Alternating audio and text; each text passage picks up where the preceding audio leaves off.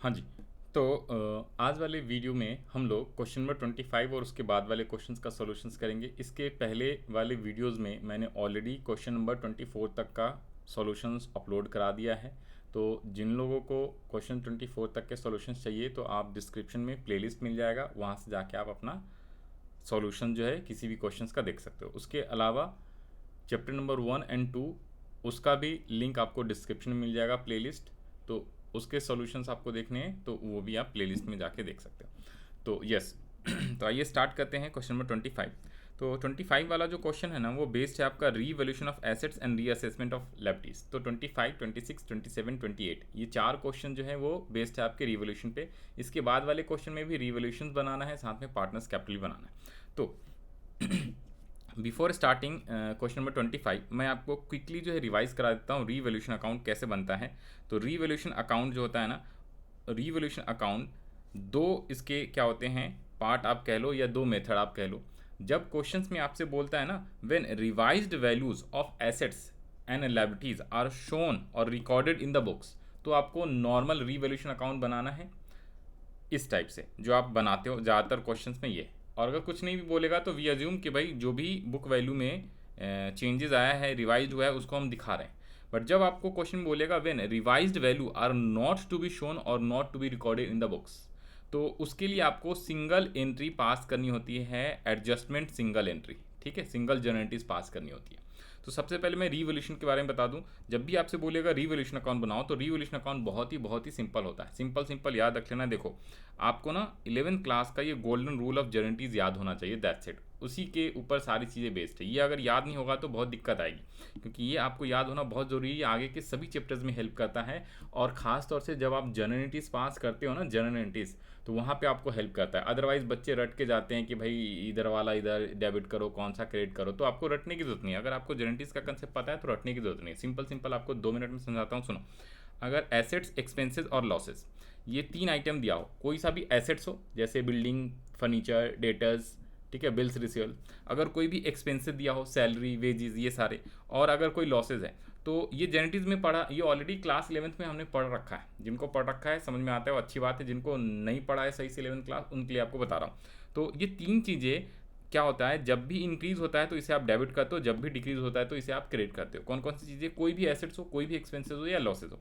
और अगर कोई भी लाइबिलिटीज़ होता है, कोई भी आई फॉर इनकम या कोई भी गेन्स होते हैं, तो उसे आप इंक्रीज कब, इंक्रीज होता है तो क्या करते हो, क्रेडिट, और डिक्रीज होता है तो क्या करते हो, डेबिट। जस्ट अपोजिट होता है, एक याद रख लोगे सब आसान है। एसेट्स, एक्सपेंसेस, लॉसेस, इंक्रीज होगा तो डेबिट करना है। ओके, तो दैट मीन्स कि रीवैल्यूएशन जब आप करते हो, रीवैल्यूएशन आप जब करते हो, तो अगर मान लो कोई एसेट्स इंक्रीज हो रहा है तो assets account debit to revaluation करते हैं। जनरलिटीज बता रहा हूँ, और उसी से लेजर आता है। तो पहले जनरल होता है फिर लेजर होता है भाई, ऐसा नहीं पहले लेजर सीखो और फिर जनरल उसके रट्टा लगा के सीखो, नहीं, ये गलत मेथड होता है। ओके, तो रीवैल्यूएशन अकाउंट, और यहाँ पे साथ साथ में मैंने जर्नलिटीज़ भी लिख दिया है, देखो जर्नलिटीज़ भी लिख दिया है। तो जब भी एसेट्स इंक्रीज होता है, मैंने क्या रूल बताया, जब भी एसेट्स इंक्रीज होगा तो assets account debit to revaluation होगा। अगर एसेट डिक्रीज होगा तो revaluation account debit to assets, क्योंकि एसेट्स इंक्रीज तो डेबिट करो, एसेट डिक्रीज तो क्रेडिट। और लायबिलिटीज के लिए जस्ट उल्टा होता है। ओके, सेम लायबिलिटीज अगर इंक्रीज हो रहा है तो लायबिलिटीज को क्रेडिट करोगे, तो लायबिलिटीज अकाउंट क्रेडिट करा तो डेबिट किसे, रीवैल्यूएशन।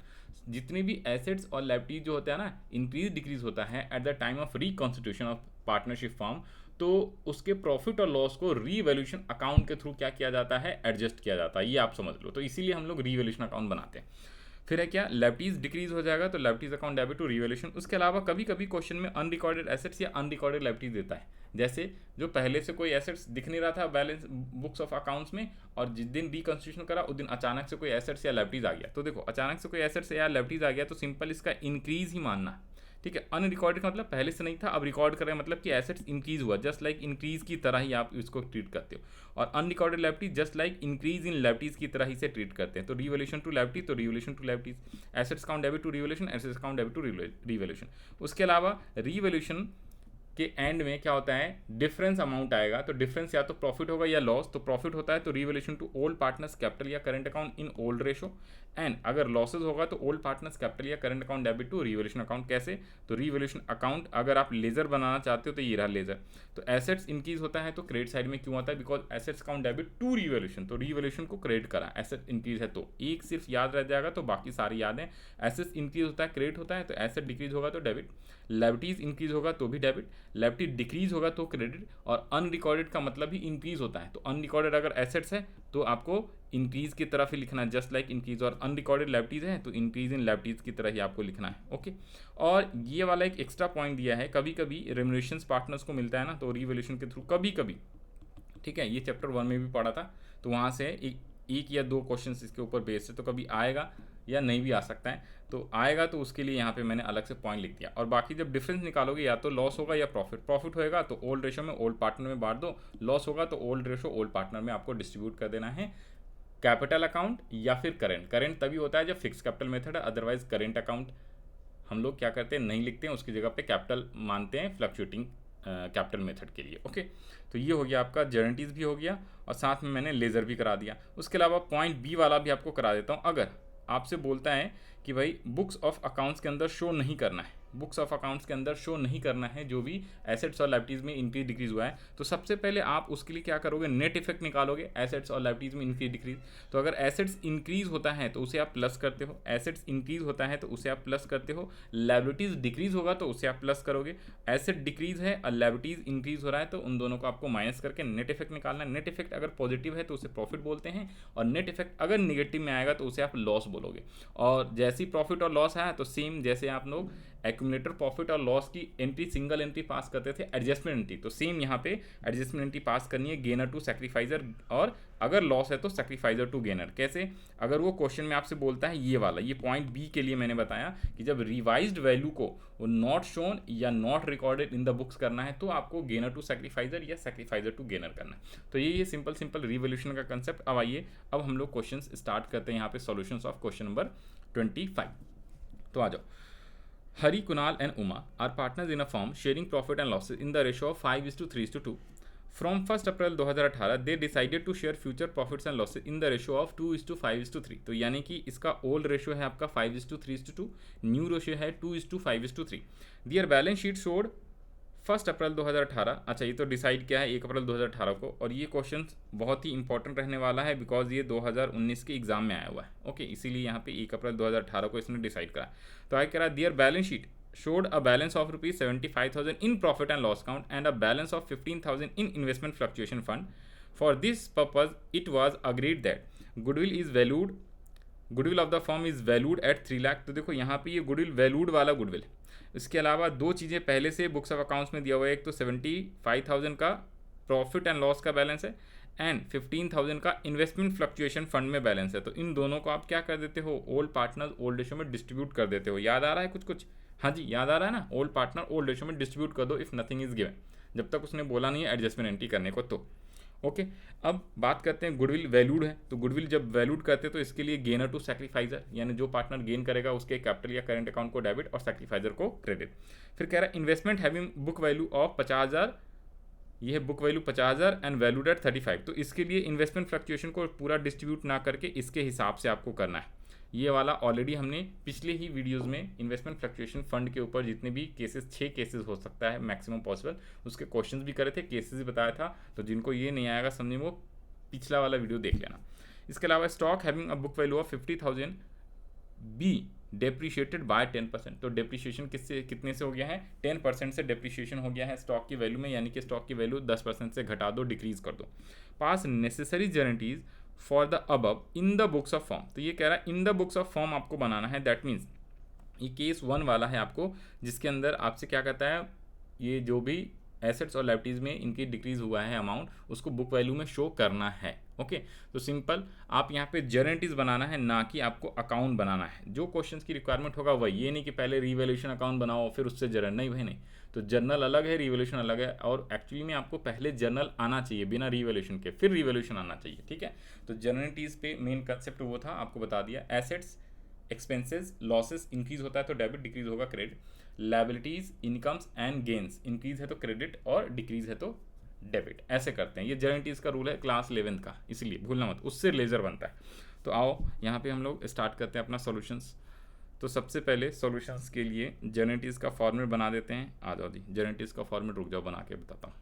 यस, तो ये आपका जेनेटिक्स का फॉर्मेट बन गया। क्वेश्चंस कौन सा है, 25 का सॉल्यूशंस हम लोग करने वाले हैं। तो वन बाय वन करते हैं। तो सबसे पहले तो देखो यहाँ पे आपका दिया हुआ था प्रॉफिट्स का 75,000 का बैलेंस है। कुछ नहीं बोलेगा तो हम ये मानते हैं प्रॉफिट्स है, यानी कि क्रेडिट वाला बैलेंस है जो कि लेफ्टी साइड में दिया हुआ है। तो लेफ्टी साइड में दिया हुआ है यानी कि प्रॉफिट है आपका, तो उसकी जेनेटिक्स क्या करोगे आप, P&L account debit to partners capital या करेंट अकाउंट। तो कितने पार्टनर्स हैं, हरी, कुणाल एंड उमा, ये 3 पार्टनर्स हैं। इनकी ओल्ड रेशो में 5:3:2 उसमें अपने को 75,000 डिस्ट्रीब्यूट कर देना है। तो सबसे पहला जेनेटिक्स आपका क्या हो जाएगा, नंबर 1। ये सारी जेनेटिक्स 1 अप्रैल 2018 को हुआ, जिस दिन रिकॉन्स्टिट्यूशन ऑफ पार्टनरशिप फॉर्म हुआ है। तो सबसे पहली एंट्री आप क्या लिख लोगे, profit and loss account debit. और याद रखना एग्जाम में जब आप आंसर करोगे तो P&L अकाउंट मत लिखना, पूरा पूरा प्रॉफिट एंड लॉस अकाउंट लिखना है। जहाँ पे भी मैं शॉर्टकट यूज़ करता हूँ, यू नीड टू व्हाट, आपको सारी चीज़ें पूरा पूरा लिखना पड़ेगा, तभी नंबर फुल में फुल मिलता है। अदरवाइज शॉर्टकट करोगे नंबर भी शॉर्टकट में मिलेगा। यस, तो नेक्स्ट है आपका क्या, 3 पार्टनर का नाम है क्या, हरी, कुणाल एंड उमा। तो हरी, कुणाल एंड उमा। तो हरी का कैपिटल अकाउंट आ जाएगा, कुणाल का आ जाएगा एंड उमा का आ जाएगा, उमाज कैपिटल अकाउंट। ओके, तो इनका ओल्ड रेशो कितना है, तो सर 75,000 को बांट दो। 75,000 प्रॉफिट एंड लॉस का बैलेंस दिया हुआ था। इनका ओल्ड रेशो है 5:3:2, तो इसमें मैंने बांट दिया है। ओके, याद रख लेना, सीधा सीधा मैं डायरेक्टली बांटते चला जाता हूँ। जहाँ पे भी दिक्कत होगा आप नीचे वर्किंग नोट बना के और इंटू करके, जैसे इस टाइप से आप वर्किंग नोट बना लेना है। कहीं ना कहीं तो रफ में आप करोगे, तो उसको रफ की बजाय ना यहाँ पे सीधा वर्किंग नोट लिखना, नंबर 1। तो 75,000 था, इसको 5:3:2 में बांटना है। तो यहीं पे आप जितने भी वर्किंग है नीचे करते चले जाना, तो इससे आपको आंसर और ये वर्किंग बनता चला जाएगा और अब आपका मार्क्स भी जो है सही आ जाएगा। राइट, तो मैं यहाँ पे आपको डायरेक्टली कर दे रहा हूँ। आप घर पे बनाओगे या एग्जाम में बनाओगे तो प्रॉपर नीचे वर्किंग नोट करके इंटू वगैरह करके करना। तो 5:3:2 करोगे ना, तो ये तो आ जाएगा 37,500 और 75,000 डिवाइडेड बाई 10, 7,500 इंटू 3 कर दोगे तो ये आएगा 22,500 और ये आ जाएगा आपका 15,000। तो फर्स्ट एंट्री तो आपकी ये हो गया। नरेशन भी आप लोग लिख लोगे, सिंपल बीइंग प्रॉफिट डिस्ट्रीब्यूटेड, एकदम शॉर्ट में सिंपल नरेशन ये। बाकी नरेशन में जो मर्जी वो आप लिख सकते हो, सब चीज़ सही होता है। नेक्स्ट पे आ जाओ जी, तो ये देखो एंट्री 75, फिर 37,500, 22 और 15,000 ये हो गया। सेकेंड, अब क्या करोगे, अब देखो इन्वेस्टमेंट फ्लक्चुएशन फंड की आप एंट्री कर दो। तो इन्वेस्टमेंट फ्लक्चुएशन के लिए देखो 15,000 का इन्वेस्टमेंट फ्लक्चुएशन फंड या यू कैन से रिजर्व दिया हुआ है आपका, और यहाँ पे बुक वैल्यू है कितने का, 50,000 का, और आपका जो वैल्यूड अमाउंट आया हुआ है this is called market value. तो मार्केट वैल्यू है 15 का, तो 35, तो 50 और 35 में डिफरेंस कितना है, 15,000 का एक तरीके से लॉस है। तो 15,000 का लॉस है इन्वेस्टमेंट में और 15,000 ही आपका इन्वेस्टमेंट फ्लक्चुएशन फंड में है। तो ये एंट्री हो गया बहुत ही आसान। 1/4/2018 को आप लिखोगे investment fluctuation fund account debit, पूरा पूरा लिखना, फुल फॉर्म, शॉर्ट में मत लिखना, टू इन्वेस्टमेंट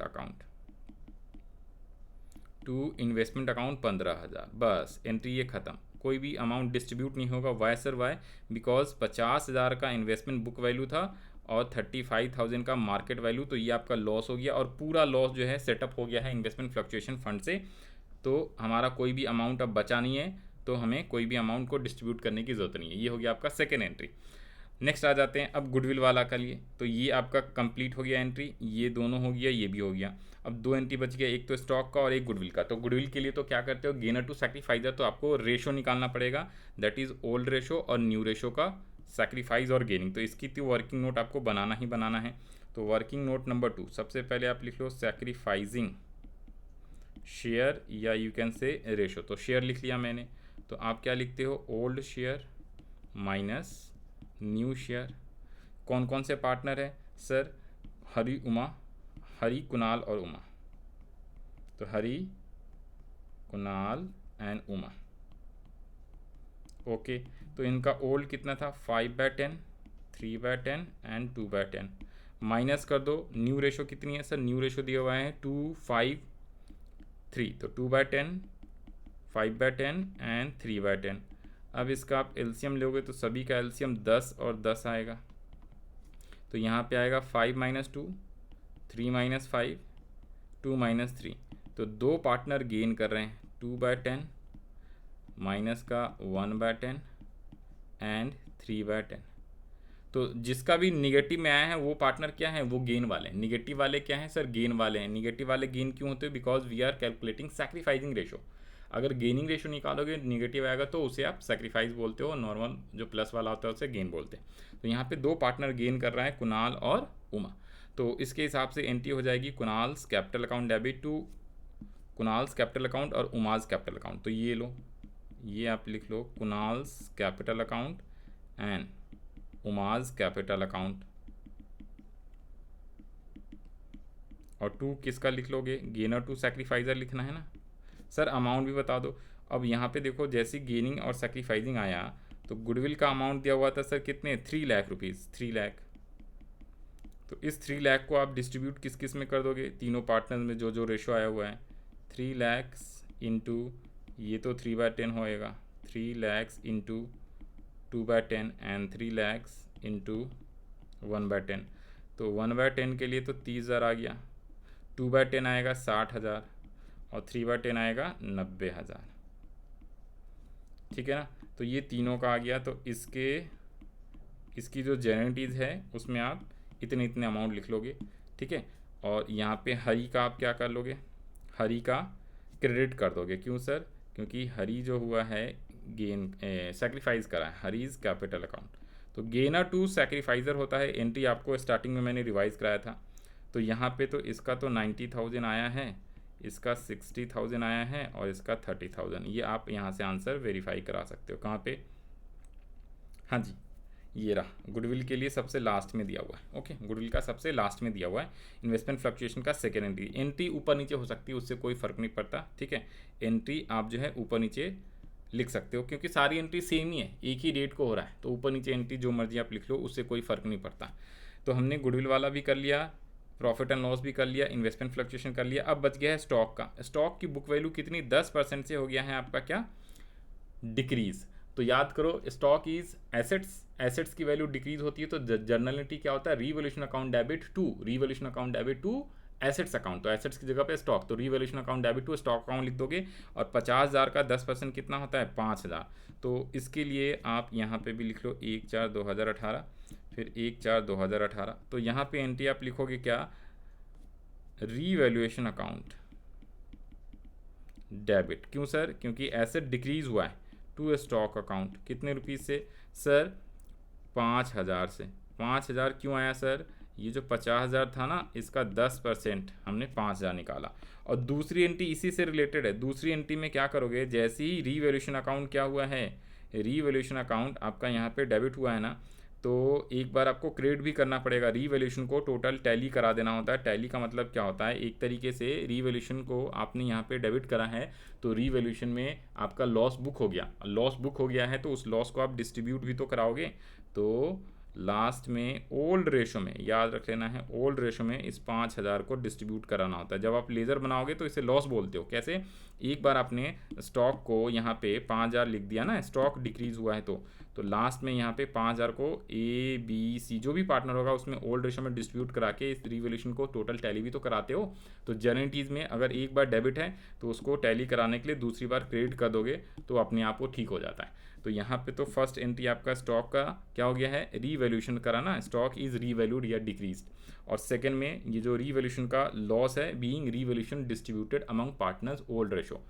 ठीक है, तो ये आप ओल्ड रेशो में बांट दोगे। ये ओल्ड रेशो में बांटा है क्योंकि रीवैल्यूएशन का प्रॉफिट लॉस ओल्ड रेशो में बढ़ता है, डेट आपका सेम रहेगा। तो यहाँ पे 5,000 है, 5,000 को बांट दो 5:3:2 में। तो 5 से 500 तो ये आएगा 1,000, 1,500 और ये 2,500। आप इसका भी वर्किंग नोट बना सकते हो। तो ये है आपका complete solution of question number 25। इसके वर्किंग नोट जो जो होगा वो नीचे आप बना सकते हो। वर्किंग नोट के लिए आप नीचे बना लेना। ओके, ठीक है। ये देखो, आप अगर आप रीवैल्यूएशन अकाउंट बना के करते तो मैं आपको सिंपल छोटा सा रीवैल्यूएशन अकाउंट बना देता हूँ। यहाँ पे जब आप रीवैल्यूएशन अकाउंट बनाओगे ना सर, रीवैल्यूएशन अकाउंट अगर आप बनाओगे तो रीवैल्यूएशन में स्टॉक की वैल्यू किधर पे लिखोगे सर, 5,000 से डेबिट साइड में लिखोगे। और अगर 5,000 से आपने डेबिट लिखा और कोई चीज़ रीवैल्यूएशन में नहीं है तो इस 5 को आप डिस्ट्रीब्यूट भी तो करोगे by loss transfer to capital account, किस किस में, जो भी नाम था 3 पार्टनर का ओल्ड रेशो में 5:3:2, तो ये आपका वही आएगा 2500, 1500 और 1000। तो ये था आपका सॉल्यूशंस ऑफ क्वेश्चन नंबर 25। अब हम लोग बढ़ते हैं नेक्स्ट क्वेश्चन पे। आ जाओ जी, नहीं तो बहुत टाइम लग जाएगा इस क्लास में। आ जाओ क्वेश्चन 26। अब ये इंपॉर्टेंट है, ये सेकंड वाले केस के ऊपर है। सेकंड वाला केस कौन सा, पहले क्वेश्चन पढ़ा देता हूँ, फिर आपको केस 2 दोबारा से एक बार दिखा दूंगा। देखो पढ़ो, कह रहा है ABC are sharing profits and losses in the ratio of 2:2:1। They decided to share profits with effect from 1st April 2025 in the ratio of 5:3:2. I कह रहा है they also decided not to change the values of assets and liabilities in the books of accounts. The book value and revised value of assets and liabilities as on that date change as follows. तो ये book value है, ये revise value. Sir एक बात बताओ, ये है book value, ये रिवाइज वैल्यू है। कौन कौन से, ये कुछ एसेट्स भी हैं और कुछ लायबिलिटीज़ भी हैं। ठीक है सर, 2 एसेट्स हैं 2 लायबिलिटीज़ है। कौन कौन से सर, मशीनरी, कंप्यूटर, सन्डी क्रेडिटर्स और आउटस्टैंडिंग एक्सपेंसेस। तो ये दोनों लायबिलिटीज़ है, ये दोनों एसेट्स हैं। पास एडजस्टमेंट, सर इसने बता दिया, एक तो एडजस्टमेंट पास करो, और यहाँ पे भी उसने बोला था कहाँ पे, they also decided not to change the values of assets and liabilities, not to change the values on assets and liabilities. तो सर आपको अभी कंसेप्ट बताया था, जब भी वैल्यू को शो नहीं करते या रिकॉर्ड नहीं करते, तो उस केस में आपको रिवोल्यूशन ये प्रॉपर नहीं बनाना, सिंपल सिंगल एंट्री पास करना होता है। कैसे, गेनर टू सैक्रिफाइजर प्रॉफिट के केस में, और लॉस के केस में सैक्रिफाइजर टू गेनर। और इससे पहले आप नेट इफेक्ट निकालोगे, तो एसेट्स इंक्रीज है उसे प्लस, लायबिलिटीज डिक्रीज है उसे प्लस, लायबिलिटीज इंक्रीज है तो उसे माइनस, और एसेट डिक्रीज है तो उसे माइनस। तो इस हिसाब से नेट इफेक्ट निकालना होता है। पॉजिटिव आएगा तो प्रॉफिट, निगेटिव में आता है तो लॉस मानते हैं। तो ये बहुत ही सिंपल और आसान है। तो आइए इसका सॉल्यूशंस कर लेते हैं हम लोग। तो पहले मैं जेनेटिक्स का फॉर्मेट बना लेता हूँ। वेट, यस, तो मैंने जो है जेनेटिक्स का फॉर्मेट बना दिया है सॉरी, आपके लिए 26 का सॉल्यूशंस। तो ये रहा आपका जेनेटिक का फॉर्मेट। अब क्वेश्चंस में आपसे क्या बोला, ये है बुक वैल्यू, ये है रिवाइज्ड वैल्यू।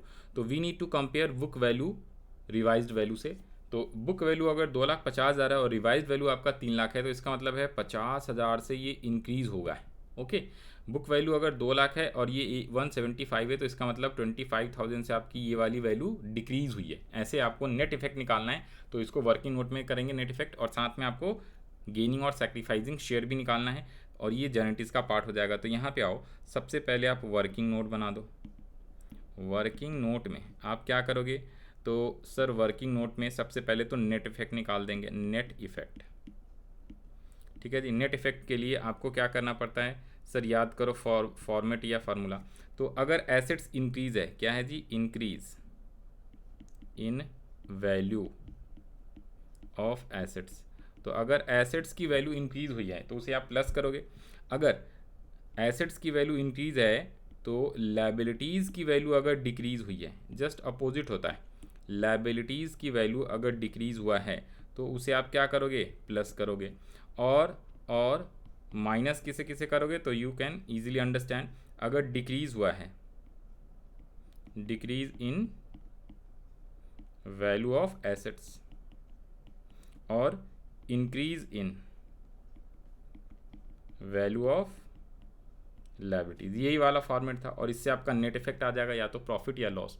और फिर आप सेकंड में आप क्या निकाल दोगे, sacrificing share. Sacrificing share equals to old minus new, तो old share minus new share. Okay, तो कितने पार्टनर है सर, इसमें 3 पार्टनर है, ए बी सी। ए, फिर आप लिखोगे बी और सी, ये तीनों का ओल्ड शेयर कितना है सर, 2:2:1 है, तो 2/5 एंड 1/5। न्यू शेयर कितना था सर, न्यू शेयर जो दिया हुआ है 5:3:2, तो 5/10, 3/10 एंड 2/10।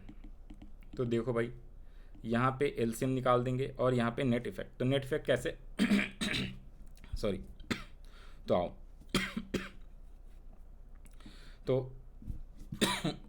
तो यस, तो यहाँ पे आपका बुक वैल्यू है, एक मशीनरी और कंप्यूटर, ये दोनों एसेट्स हैं।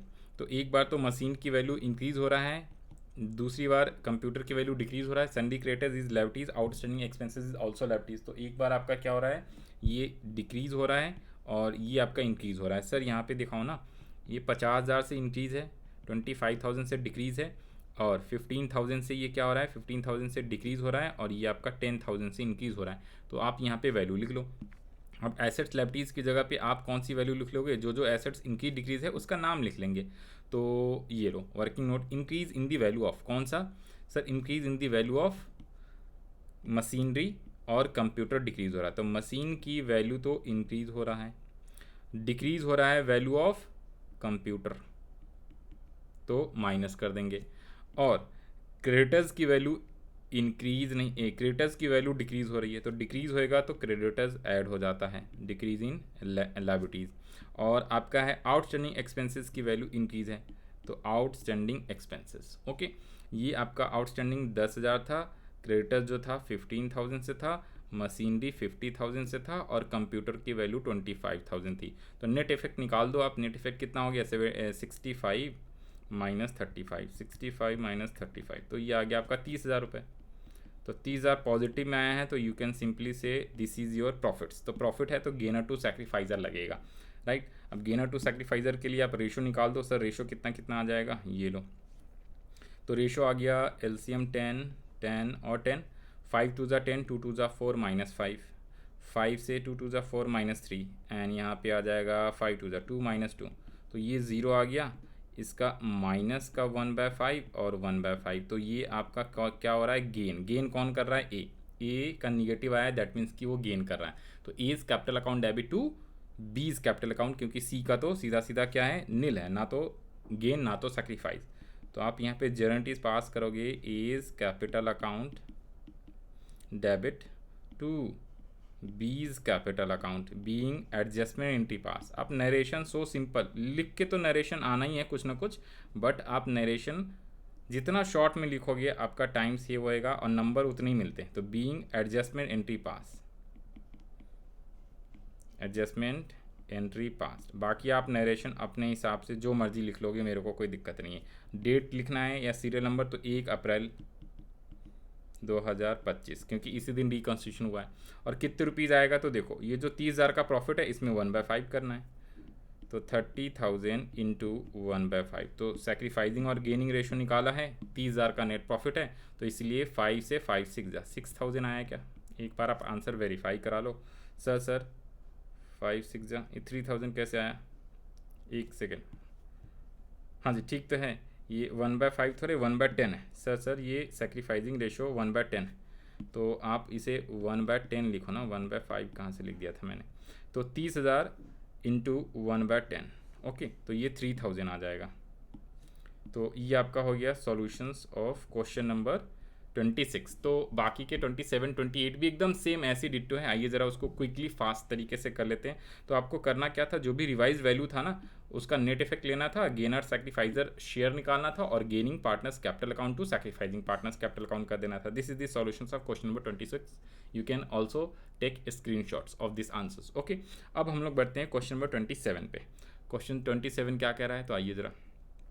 क्वेश्चन 27 कह रहा है, इसमें 3 पार्टनर है, अजीत, विजीत और सुजीत। इनकी प्रॉफिट शेयरिंग रेशियो दिया हुआ है कितना, ओल्ड है 5:3:2। They decided to share profit and losses in the ratio of 2:5:3, that is called new ratio with effect from 1 April 2025। अब आगे कह रहा है क्या, land having book value of 1 lakh was found to be undervalued by 25। अब इस line को ध्यान से समझना, इस लाइन को, कई बार बच्चे इस लाइन को गलत समझ लेते हैं। देखो कह रहा है लैंड की जो बुक वैल्यू है ना वो है आपका 1 लाख रुपए। बुक वैल्यू का मतलब बैलेंस शीट में आपको 1 लाख रुपए के वैल्यू पे शो किया हुआ है, जो कि अंडर वैल्यूड दिखाया हुआ है। अंडर वैल्यूड दिखाया हुआ कितने से, 2.5 लाख रुपए से। इसका मतलब है कि आपका जो लैंड की वैल्यू होनी कितनी चाहिए, रिवाइज्ड वैल्यू या मार्केट वैल्यू या एक्चुअल वैल्यू, 2,50,000 दिखनी चाहिए, और वो दिख कितने से रहा है, 1 लाख से दिख रहा है। तो 2,50,000 नहीं, 3,50,000। बाय वर्ड बोला है ना, बाय का मतलब है 2,50,000 का डिफरेंस है। बाय ये अंडर वैल्यूड बाय वर्ड बोलता है, तो सिंपल समझना ये इंक्रीज डिक्रीज जो भी होगा ना, ये 2,50,000 रुपीज़ ही दिया हुआ है, इतने से ही इंक्रीज डिक्रीज है। तो आपका वैल्यू अभी दिख रहा है 1 लाख पे, दिखना चाहिए था 3,50,000 पे। अभी वैल्यू अंडर वैल्यूड दिख रहा है 1 लाख पे, जो कि होना चाहिए 3,50,000 पे। तो बुक वैल्यू 1 लाख है और रिवाइज्ड वैल्यू 3,50,000 होना चाहिए, तो इन दोनों का डिफरेंस कितना है, 2.5 lakh, which was basically under valued. तो इसे आप इंक्रीज बोलोगे। अंडर वैल्यूड है इसका मतलब ये नहीं कि डिक्रीज इन एसेट्स है, ये इंक्रीज इन एसेट्स है। तो increase in value of land by 2,50,000। और साथ में कह रहा है stock having book value 4 lakh rupees was found to be overvalued, और ओवर वैल्यूड का मतलब 3 लाख से आपको डिक्रीज करना है, आप ऐसे भी समझ सकते हो। क्यों ओवर वैल्यूड का मतलब क्या है भाई, बुक में वैल्यू दिख रहा है आपका 4 लाख, जो कि होना चाहिए कितना 1 लाख, 3 लाख से कम होकर 1 लाख दिखना चाहिए, revised value should be 1 lakh. तो 4 लाख दिखा रखी है, होनी चाहिए 1 लाख रुपए, तो आप क्या कर दोगे 3 लाख का डिफरेंस है, जिससे आप क्या करोगे डिक्रीज करोगे, ओवर वैल्यूड हो रखा है, ओके ना। तो ओवर वैल्यूड बोलेगा तो उसका मतलब होता है डिक्रीज, और अंडर वैल्यूड बोलता है उसका मतलब होता है इंक्रीज इन एसेट्स। ये चीज़ ध्यान रख लेना। पास necessary adjustment without affecting the existing book value, without affecting किया यानी कि सिंपल आपको एडजस्टमेंट एंट्री बोलो, सिंगल एंट्री बोलो, बिना अफेक्ट के। तो आज इसका सॉल्यूशन हम लोग करते हैं। तो इसके लिए मैंने फॉर्मेट पहले ही बना दिया था, तो ये है जनरेटिव का फॉर्मेट। यहाँ पे आप लिख लो answer of question number 27, okay. और आपको 2 वर्किंग नोट बनाना पड़ेगा। वर्किंग नोट कौन कौन से सर, वर्किंग नोट तो आपका एक सैक्रिफाइजिंग शेयर और गेनिंग शेयर का, और दूसरा आपका कौन सा बनेगा नेट इफेक्ट का। तो सर पहले हम लोग नेट इफेक्ट ले लेते हैं, ये लो, इसको भी यहाँ से कॉपी कर देता हूँ, रुको। क्या किया है, इसको यहाँ से ऊपर से कॉपी कर लिया है, अमाउंट वगैरह सब चेंजेस आ जाएगा, ये लो, ठीक है ना, अमाउंट सब चेंज हो जाएगा। तो क्या क्या था, एक तो था लैंड की वैल्यू इंक्रीज़ करनी है अपने को 2.5 लाख रुपए से, तो लैंड की वैल्यू इंक्रीज़ करनी है, तो यहाँ पे आप वर्किंग नोट में क्या लिख लोगे लैंड, और इसकी वैल्यू इंक्रीज़ करना है, तो इंक्रीज़ इन लैंड कितने रुपये से 2,50,000 से। और डेटर्स की वैल्यू आपको डिक्रीज़ करनी है, decrease in value of debtors, तो आप लेस करोगे कितने रुपीज़ से 3 लाख रुपीज़ से, ओके। तो ये आपका इस बार प्रॉफिट के बजाय लॉस आ जाएगा, इस बार प्रॉफिट के बजाय आपका क्या आएगा, सर ये 2 चीज़ें जो लिखी हुई है ये बेकार है, ये हटा दो जी, ये लो, ये मैंने हटा दिया, ठीक है। अब समझ आया। तो ये आपका लॉस आ जाएगा 50,000 से, क्योंकि ब्रैकेट निगेटिव में आया है, तो दिस इज़ कॉल्ड लॉस, ये ध्यान रख लेना है। क्यों सर, दोबारा से दिखाओ। तो ये कह रहा है 2.5 लाख रुपए से तो आपकी इंक्रीज़ करनी है एसेट्स को, तो प्लस, और स्टॉक, सॉरी स्टॉक है, डेटर्स नहीं है भाई, ये स्टॉक लिख लेना, I am so sorry, stock. तो स्टॉक की वैल्यू आपको बाय वर्ड बोला है, मतलब उतने से इंक्रीज डिक्रीज, तो बाय 3 लाख से डिक्रीज करना है, ओके। तो नेट इफेक्ट आ गया 50,000 रुपये लॉस। अब gainer to sacrificer old ratio है 5:3:2 एंड 2:5:3, तो ये आप 5:3:2, तो सेक्रीफाइजिंग शेयर निकालने के लिए आप कौन कौन सा पार्टनर है सर इसमें, अजीत, विजीत, सुजीत, यहाँ पे लिख लो अजीत, विजीत एंड सुजीत। इसका 5:3, तो 5/10, 3/10 और 2/10 माइनस, इसने बोला न्यू रेशो कितना है 2:5:3, तो 2/10, 5/10 एंड 3/10। तो इसका भी एलसीएम, भाई एलसीएम में कई बार वो हो जाता था ना, हाँ जी। तो एलसीएम इसका भी 10 आएगा, 5 - 2, 3 - 5 एंड 2 - 3, तो माइनस का 1/10, 2/10 माइनस का, और ये 3/10, तो ये दोनों गेन कर रहे हैं, गेन और गेन। तो विजीत एंड सुजीत का कैपिटल अकाउंट डेबिट कर दोगे आप, और कितने रुपये से, तो ये जो लॉस, अच्छा डेबिट नहीं सर, इस बार गेनर, देखो ये लॉस है, तो गेनर टू सैक्रिफाइजर नहीं करना, इस बार सैक्रिफाइजर टू गेनर होगा, ये ध्यान रख लेना। प्रॉफिट में gaining partners capital account debit to sacrificing होता है, तो लॉस होएगा तो क्या हो जाएगा, लॉस होएगा तो भैया आपको सैक्रिफाइजर को डेबिट करना है, तो अजीत डेबिट टू, यहाँ पे लिख लो आप अजीत कैपिटल अकाउंट, अजीत का कैपिटल। और जब भी फिक्स कैपिटल मेथड होएगा तो कैपिटल की जगह करेंट लिख लेना, कई बार ये चीज़ें ध्यान रख लेनी है आपको। अजीत है, विजीत एंड सुजीत, तो दूसरा पार्टनर है विजीत, विजीत का कैपिटल अकाउंट एंड सुजीत का कैपिटल अकाउंट, ओके। और कितने रुपीज़, तो सर यहाँ पे आप नरेशन भी लिख लेना है, ठीक है, नरेशन आप लोग लिख लोगे, ये जो भी डेट है 1/4/2025 को, और कितने अमाउंट आ जाएगा, तो अमाउंट के लिए यहाँ पे देखो लिख दे रहा हूँ सर, 50,000 का लॉस था इंटू इसका कितना है, आप ये आसानी से कर सकते हो 3/10, 2/10 और जो भी है, जो गेनिंग और सेक्रीफाइजिंग शेयर आया है उसी में करना होता है, ओके ना। तो 50,000, तो 5 3 ये 15 आ जाएगा, ये 10,000 आ जाएगा, और इसका 5,000, यही था या उल्टा था, चेक कर लेना। हाँ जी, नीचे वाले का सुजीत का 1/10 है, तो ये 1/10 आ गया, कैसे 50,000 इंटू 1/10 एंड 50,000 इंटू 2/10, मैंने यहाँ पे लिख दिया है, आप इसको वर्किंग नोट में इंटू करके आप लिखना, ओके। बीइंग एडजस्टमेंट एंट्री पास, ये मैंने यहाँ से इसको भी कॉपी कर लिया, ये लो भाई, बीइंग एडजस्टमेंट एंट्री पास, सिंपल आपको यही लिखना है, बीइंग एडजस्टमेंट एंट्री पास नरेशन में, वो आपका सही माना जाएगा। राइट। तो ये आपका सॉल्यूशन हो गया क्वेश्चन नंबर 27 का। अब हम लोग बढ़ते हैं क्वेश्चन नंबर 28 और last question of today's lecture.